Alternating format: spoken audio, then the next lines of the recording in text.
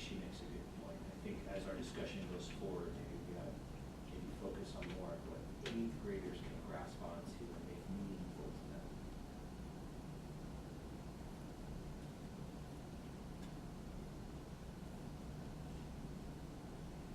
I mean, I'd agree with that. I think specifically with the education issues you were talking about, specifically like STEM studies, it's definitely an important issue for us as high schoolers, but that's because at this point in our lives, we're thinking about possible career paths, what we're gonna do in college. Like, it's all things that we have to take into consideration when figuring out what we're gonna do next.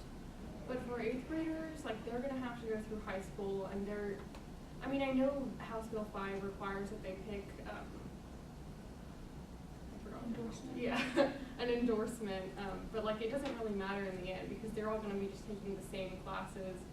More than likely they're going to like one class more than another, but that's not something that we can encourage. So I think we do need to focus more on something that they have an interest in right now, rather than something that would affect them in the future or that they might be a little bit interested in, but not really put all of their work into because it's not really worth much to them.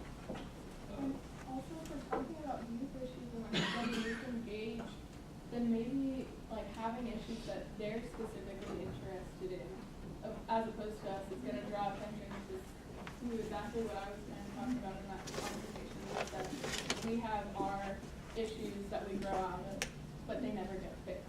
And so I think having them come up with these issues while they're experiencing them might come up with a solution to some of those problems, for even though you grow out of them and you may not think about them once you start going through high school and going to college, they're important at the time, and I still think they're important to address, and especially for them, I'm sure they feel that way too, so it might be a good idea to get their input on what affects them at their age.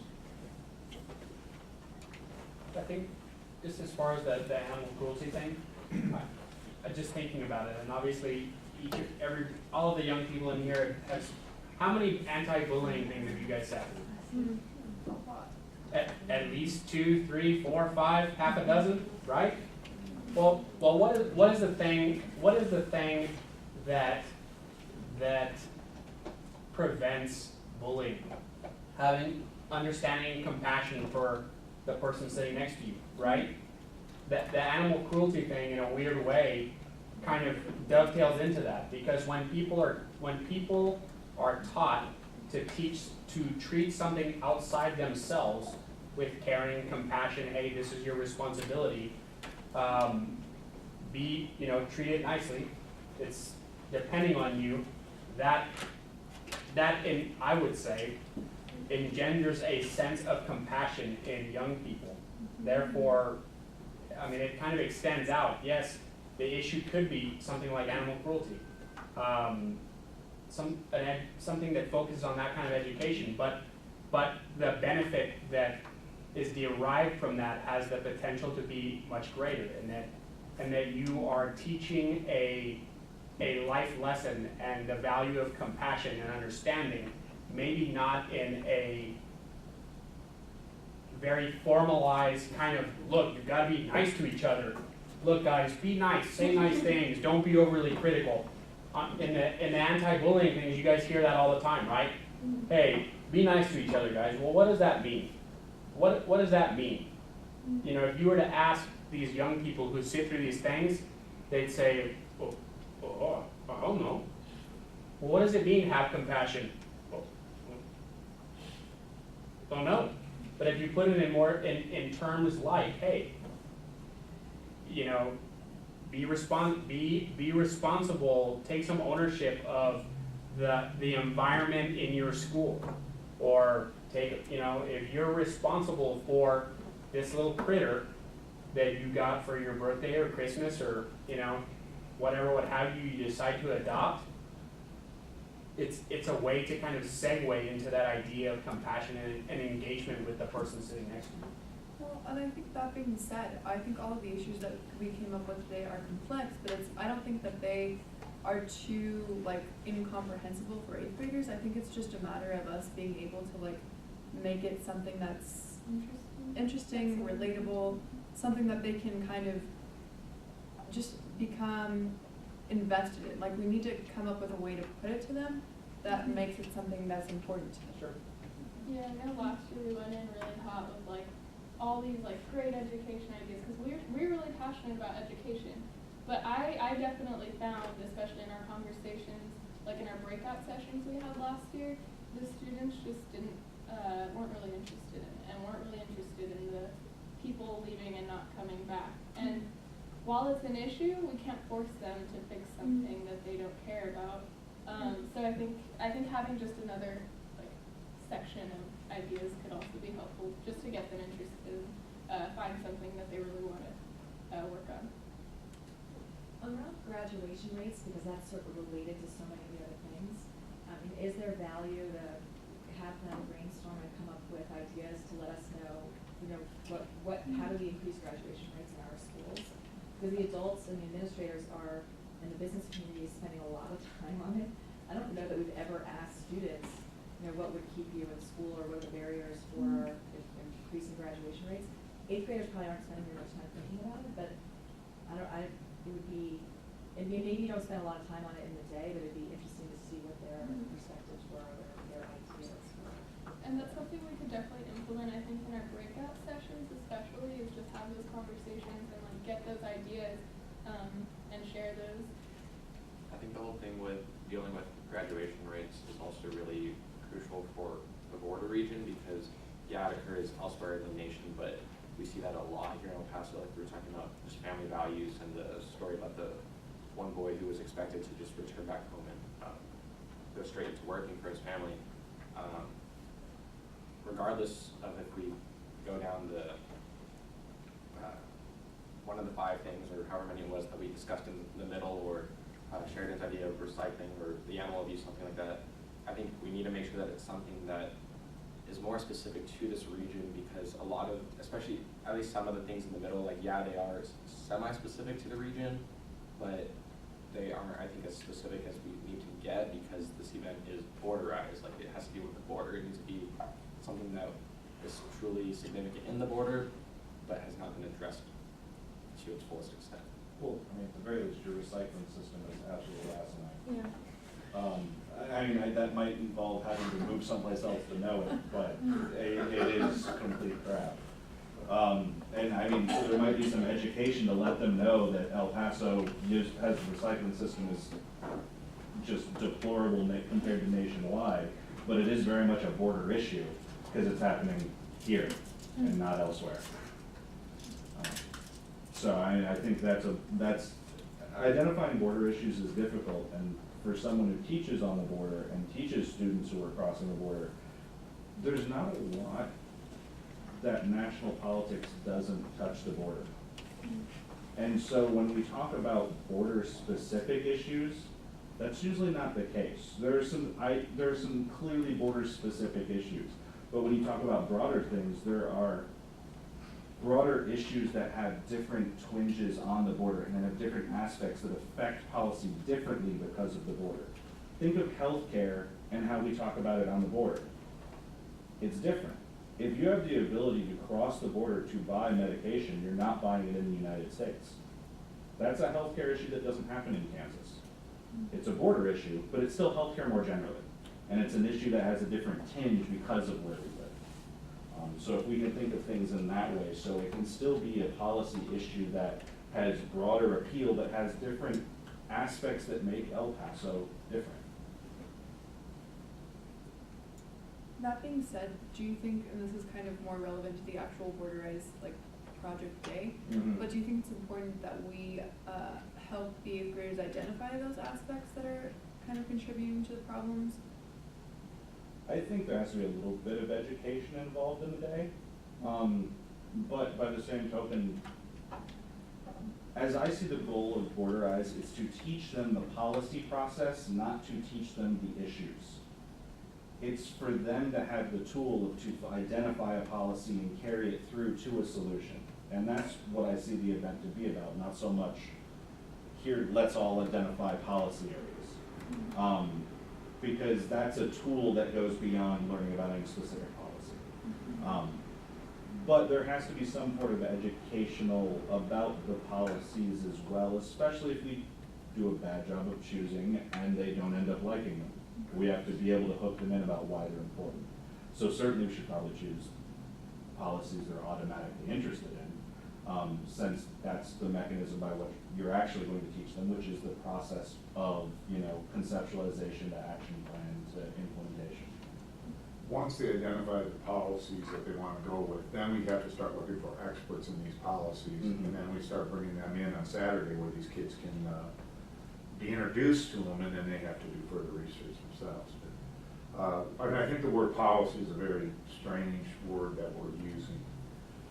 I always tend to lean between a policy and a white paper. I think if you could develop a strategy, I go back and what's sticking in my mind a lot right now is this vaping idea, but a lot of these other ideas, it's a way to, during our little break that we had, people were asking me, how do these kids vape in the classroom?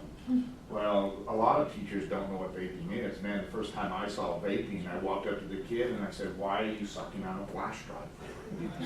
I seriously said that to him. I go, are you studying for a test? Is there data on there that you think you can but I think the adult population doesn't have an awareness of what's going on. There's a different lingo, and everything is emotional. So if we can find a way to socially market something that show a way that, and that's more of a white paper than a policy paper. You're bringing to the people, the community, a way in which this has to be addressed. I think kids are tired of having to go into the auditorium and talk about no means no and bullying. And I don't think it works. Maybe the large number that they do it on. You bring 500 kids into an auditorium and tell them, oh, you got to respect members of the opposite sex. The kids sit there and look at it and like, what are you talking about? So I think the 8th graders might be able to give a perspective, and they would have to write that up. Because everyone has a different way to market things, and maybe the youth can have a better way to market it. Because I think people are not aware. How do kids do what they do in the classroom? How are the teachers not seeing this?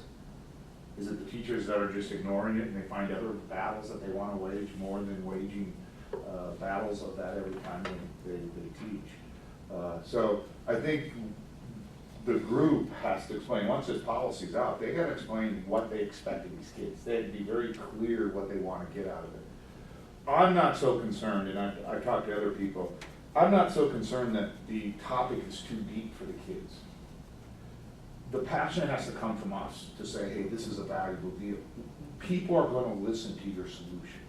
I think the coolest idea about BORDERiZE is if somehow, whether it's recycling, whether it's bullying, whatever we use, whether it's an education deal, if we can get the community to recognize that these kids are working on an actual problem. Because a lot of stuff in the classroom today is, oh, here, let's give you this mock thing, what would you do? These kids are going to be invested in the solution. There's too much busy work in the classroom right now. You got to actually have the kids have something concrete that they can play with. Something that they know if they work hard, if they research it, that their time is going to be valued. Because why is a kid going to make a sacrifice in the classroom? Why are these 8th graders going to make a sacrifice on this project if they don't think it's going to be valued in the end? All right? Gosh. We got to be out of here in 15 minutes of closing activities, anything? Sorry. Because the El Paso del Norte is really strict on their 12 o'clock time. Oh, yeah. Sorry.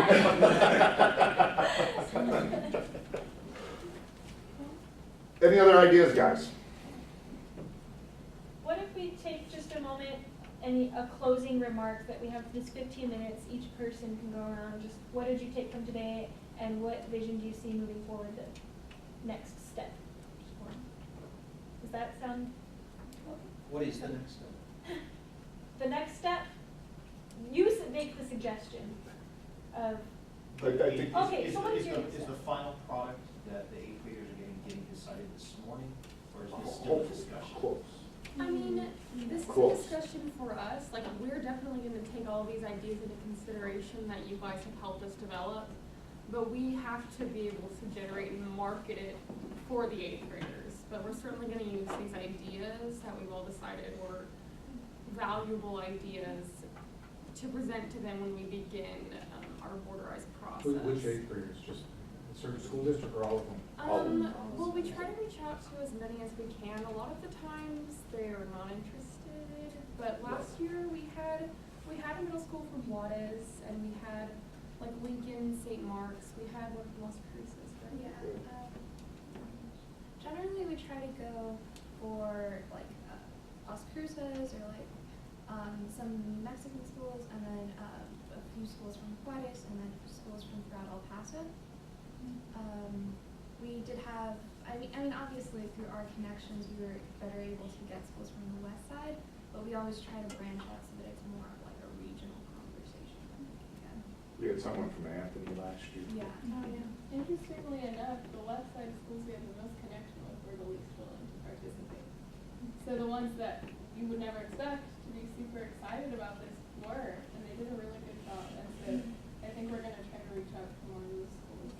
Like I had the group from Anthony last year. I was their mentor, and I mean, at first I wasn't so sure about the level of excitement I was receiving from them, because obviously I wanted them to succeed and become invested in the project.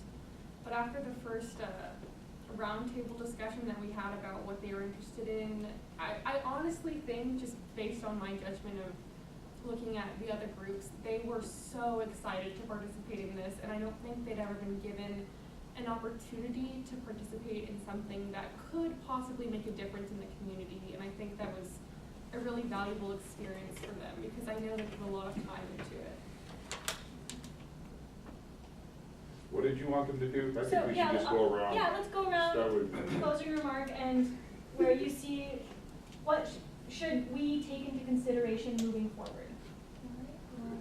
Definitely with all the discussion and seeing and talking to every individual, I got to see a lot of viewpoints on what people stand on different issues, what people see as problems in the border region. And it was really eye-opening because I didn't really realize the amount or like the extensiveness of all the problems that are happening in the El Paso region. So it was really cool to see and to gain all that knowledge that people shared with us. And I see looking forward that it is our goal to definitely get these 8th graders involved, but actually get them aware of what is going on in the region. And pretty much the same thing as Vivian said. What we're going to do is we're going to take every single thing we got out of this meeting, and we're going to get together with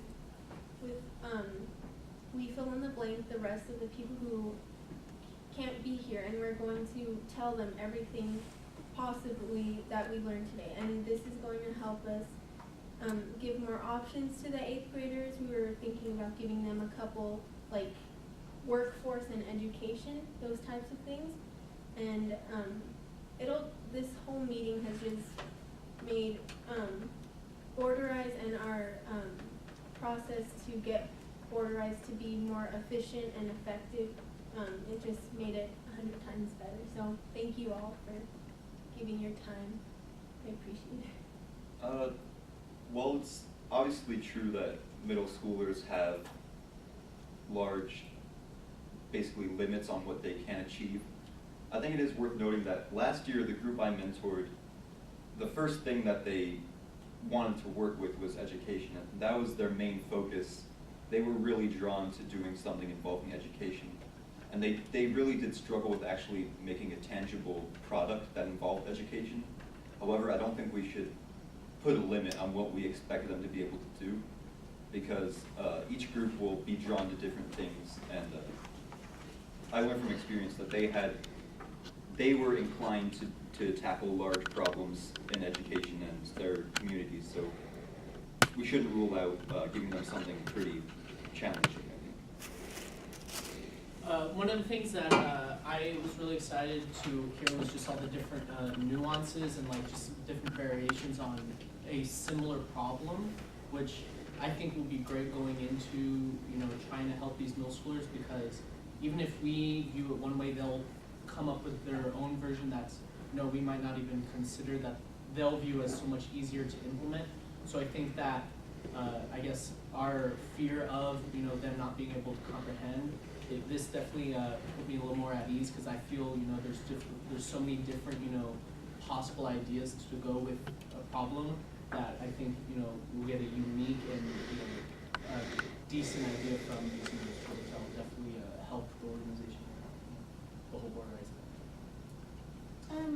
Coming in here, I wasn't expecting most people to kind of agree on an issue, despite taking a different perspective.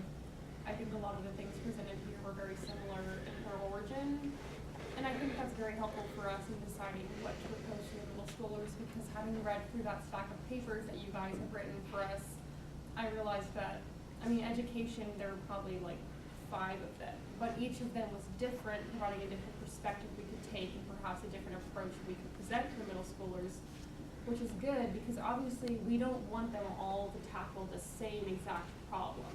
We want them to think differently and kind of outside of the box. And we want them to develop something that they themselves are interested in, given the guidelines that we've provided. And I think all of these different perspectives are really helpful in trying to compile this information and then give it to them in a way that they could be successful in developing what we're expecting of them. I took that from all of us, even though most of you guys aren't directly involved in education, education seems to always be the thing that we turn back to. And although I think that's more of the, like a drier topic to middle schoolers, like they're gonna be like, oh, education, like that's a boring word, it's a boring topic, I don't wanna deal with that. I think that this specific, the ways that we were thinking about narrowing it down, the different suggestions you guys had, we can make it more interesting for them and get them more excited to deal with a topic like education, assuming that we go down this education route, which I have a feeling we're going to. And with that, they can come up with, we're not limiting them to what solution they want to come up with, because you can, when it comes to education, you will be able to derive a number of solutions, a number of ways to implement a new idea, a new approach to learning, whatever it is. And so whether we deal with recycling and trying to get kids to be more aware of that, deal with animal abuse and trying to increase support against it, I think education is definitely the best route for us to take. Well, I was actually drawn to some of the more like specific topics. I was surprised by how many people seem to be like affected by the problem of vaping, which seemed to be like a smaller issue when we initially just opened it. But I think that even if we take what seem to be smaller issues like the recycling or vaping, it'll make it more relatable to the students. But at the same time, it's going to affect the larger community and seeing like how foundations, like health foundations, are already discussing like the ramifications of these practices that even like middle schoolers or even starting are going to transition into in high school. So some of these seemingly small issues are really important, and I think that we also, because sometimes when we have like really big complex issues, we get to, it's hard for us to find a way to start and a facet to attack, but some of these smaller issues, I think that will be more relatable, and it'll just be easier to be productive. Kind of hitting on what Katrina was saying, I feel like there was a lot of commonality between what we were all concerned about and all of the issues that we were discussing, and I feel like that's good because we can kind of create that same commonality between the 8th graders that we're talking to during BORDERiZE, and I think that we, education especially is something like we've said that comes up over and over and over again. And I think that just kind of establishing that same commonality with them will get them to be excited and get them to be invested in kind of solving this education or problems in education, because it's something that directly affects them. And I think that it will definitely help lead BORDERiZE in the right directions. Last year we went up to the 8th graders with the idea that we could tell them education, economy, go. And it didn't. Of course it didn't. And so I'm really grateful for this meeting, because not only did it provide a little bit more clarity that we can give them, but also there were ideas here that I don't think any of us or any of the 8th graders ever would have even thought of, and they might not even know their interest. So I'm glad for all the ideas. Seems like this morning, some great thoughts and ideas and themes were generated through the process we went through. That was really very interesting, a lot of fun. We not only heard each other, but we also listened to each other and learned from one another. I think we have some great themes out there, and it seems like in the next step in the process here, I think we're going to come up with a major theme here that will be very valuable. My last thing that I would say is as you draw the problem, or as you draw the issue, make it as translatable across the entire county to include Juarez. This is a very west side intensive group, but I think the value in drawing your problem and getting the solutions would be to hear the different solutions from Tornillo all the way to Anthony, into Juarez, Las Cruces, Alamogordo maybe. Because if this is borderized, kind of like Esteban said, make it border. So my only suggestion would be, as you draw the problem, make sure it's inclusive and it's something that everybody across the county, into Juarez and into New Mexico can relate to. So I don't think there's probably any wrong direction that you all take, so, but it's interesting when the initial question I think is what do we think is one of the most pressing problems in our region and that we may be able to solve. It wasn't what do we think 8th graders have as a pressing problem that we think they can solve. And there may be, and I would have answered it differently if I'd been thinking about 8th graders, potentially. But there may be a space where there's real alignment between what kind of community leaders are need help with solving and what 8th graders might be interested in identify as problems that they would want to be part of solving. And so where you have alignment, it's sort of win-win in that regard when you're having them present these solutions to policy makers and community leaders. And then there may be also issues that are just really important to 8th graders, and that seems like that would be absolutely okay too. And perhaps you have even a combination of these two. So one thing I want you all to take into account is you brought a bunch of different people into a room to help you come up with ideas, and we're all various experts in whatever field we sit in. Don't think of yourself as not experts, because there's not a single person in this room who knows how to do BORDERiZE and deliver this idea to 8th graders and deliver this process to them. Your expertise there should take what we have, help come up with a topic, and help figure out how to deliver it. That's what you offer in the process, because if all of us could do this, we wouldn't need you. You put it together. You're the experts in this area, and I want you to remember that as you go through the process. We're here to give you advice, but you are honestly the experts in doing this, and take confidence in that when you come up with something at the end. And lean on us as we can help, but you are the experts in actually delivering the process. I guess the takeaway that I would point out to you guys is this. As has been said, a group of people who have never met each other, who come from diverse backgrounds, were able to come and have a meaningful discussion and point things in a good way. I think that the takeaway is it's important to achieve that communication breakthrough at the outset. So as you leave this, think of strategies on how you're going to engage those young people and get the process going quickly. Just think of ways to make that communication breakthrough with the kids when they come in. I'll speak next, but with the camera switch.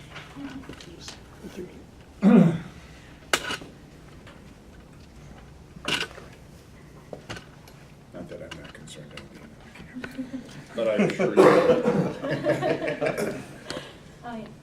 By the way, everyone, we're videotaping this. I don't know if this was announced ahead of time. It's probably a bad time to announce it now.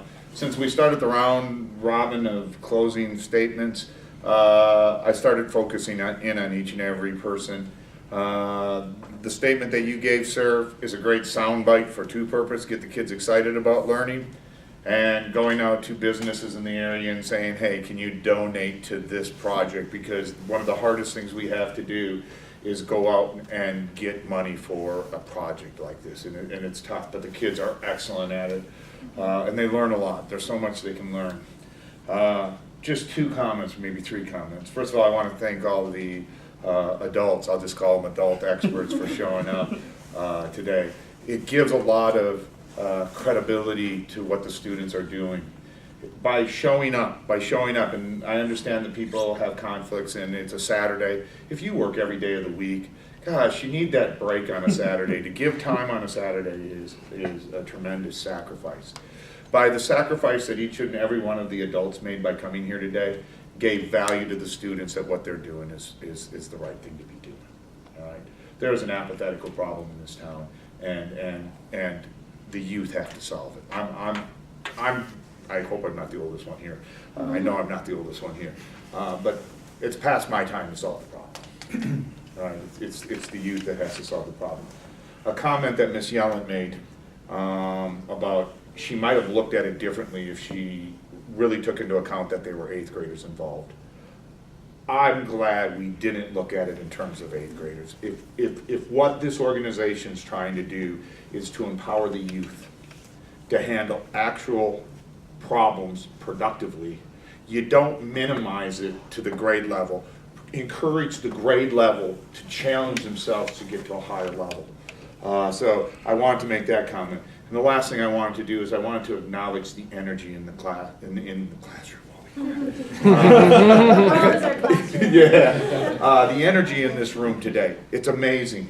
All right. For the adults that don't see the youth many different ways, today you heard youth that were incredibly articulate, that were incredibly thoughtful, incredibly organized. Last night over our communication medias, there was a discussion going, how are we leading this meeting? And as the adult in charge, and I use that word very loosely when I say adult in charge, the person that signs off on papers that need to be signed off on, these students are amazing, and these are not the exception. If you give students value, they will make the sacrifice. They will. So if you haven't seen youth in operation ever before, right here. This is the majority if you give them the desire to do that, if you give them the motivation to do that. I would add to that it's incredible what you guys are doing here. And I think you're right, don't undervalue the 8th graders' opinion too. They live here. What I would challenge you to set the stage with them is that, hey, you guys you live here, your families are here. Some of you will live here for a long time. Some of you will go away to college and you will come back. We had a lot of really good ideas, and which was fun for us. I have a feeling a lot of those same ideas they will have in some form or fashion also, but let them come up with their own ideas. They're smart. They care about the community. I look out this window here and I see, the whole city. We're on the border. This is a very, very unique area. And if they're going to stay here or have relatives here, it's important to them what the future of this community is going to be like. And that in of itself should give them pride and direction on what this area is going to be like. Now they're 8th graders, but they're going to be high schoolers, they're going to be college, they're going to be mothers, kids, grandkids. There's a lot of generations in the city too. So I would challenge you to put a framework around it for them that this is your area where you're going to live. So and you're the future. So think about it from that perspective when you're looking at what kind of policies you want to get passed. Thank you guys. This is awesome that you're doing this. One comment that I want to make in regards to the vaping, I know we've been touching on that a little bit, is the choices that we make of what we choose to put in our body. That's is a big choice, I guess, or that's a big, no, I'm not as well articulating as you guys are, so I apologize, but yeah, choosing to vape or choosing to put sugar or other items in your body that may not be the best things for your body, I think that's something to also consider in regards to animal cruelty as well. It's like, I would imagine there's not very many vegetarians here, so, and how that meat gets to our plate. I mean, those are also things that we should also consider. And we're blind to it. A lot of us don't even think about it. I think we need to make, or it's a path that we can take is just being more aware.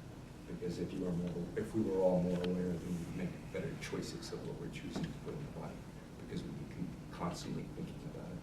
And that's just one comment that I just thought might be valuable. Well, I find this experience very interesting and funny.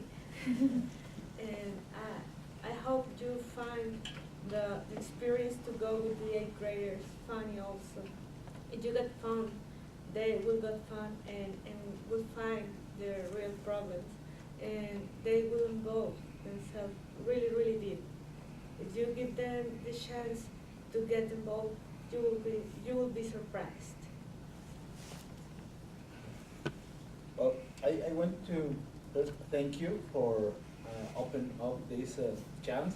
I think starting today, this exercise of this morning has its value of its own because of 3 things that could be transferable to the BORDERiZE project itself. First, we have the chance today to stop for a moment and to think not only in our daily issues, but to think in the overall perspective.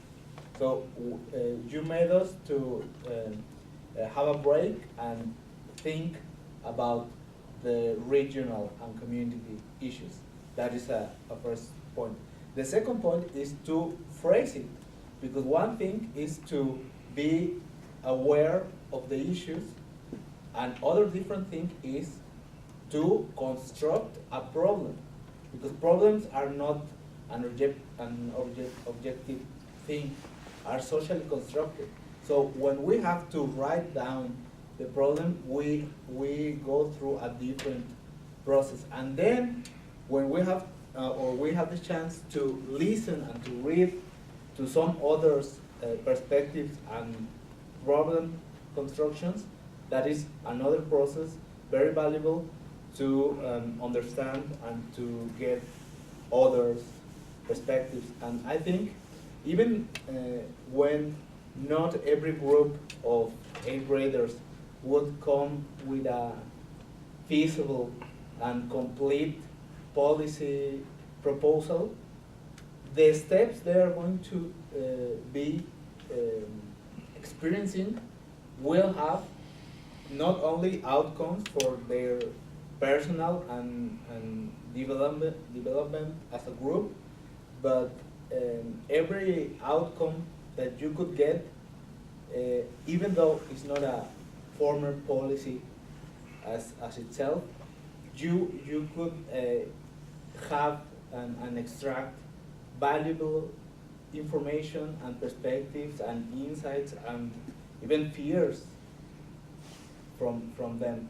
So do not minimize your own work, because I kind of sense that you talk backwards as if you have had a failed process, but I think that we could agree that this is a successful project. I mean, seeing you and being so passionate about this, even though you have experienced some ups and downs, I think that is quite valuable, and I would ask for an applause for them, even though we have And well, thank you again for inviting us to be part of this project. Not sure if you can follow that. No. But also just to express extreme gratitude for having been involved in this process. And I had the honor of being a keynote speaker at last year's BORDERiZE event. And from then on, I've just been so inspired that I've sort of plugged myself into the group. I said, guys, can I tag along? I mean, so, and so we've done workshops together, and I continue to be amazed with the work that you do. Just earlier, I had a suggestion for how today would go, because that's the work that I do, is how do we organize groups of people in ways that we can accomplish a lot more together in shorter periods of time. And you kind of sort of took it and you said, no, we're going to do this instead. And I'm so glad that you did, because it's a much different result. And that's something that I encourage you to continue to do, just like we've heard from Oscar and Bill and others, is ownership is key. For you all to own this process is key, but also to give 8th graders that ownership in making decisions about the work they want to do, and just offering more guidance, right?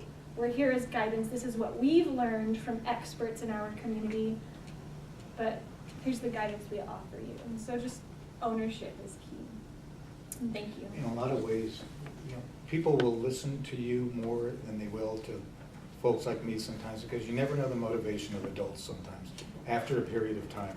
And I think when people see your faces and where you're at in life, a lot of times you can tell that it comes from the heart and it's a fresh approach, and you really believe in what you believe in, and that carries a lot of weight, so don't underestimate that. Well, thank you all so much for coming and giving us your time. Thank you. Official closing of the circle. Is there any way we could perhaps get a group picture? No, that was for the promotional videos that were put out by each one of the statements. Do I keep recording or should I? No, you can turn it off. Turn off.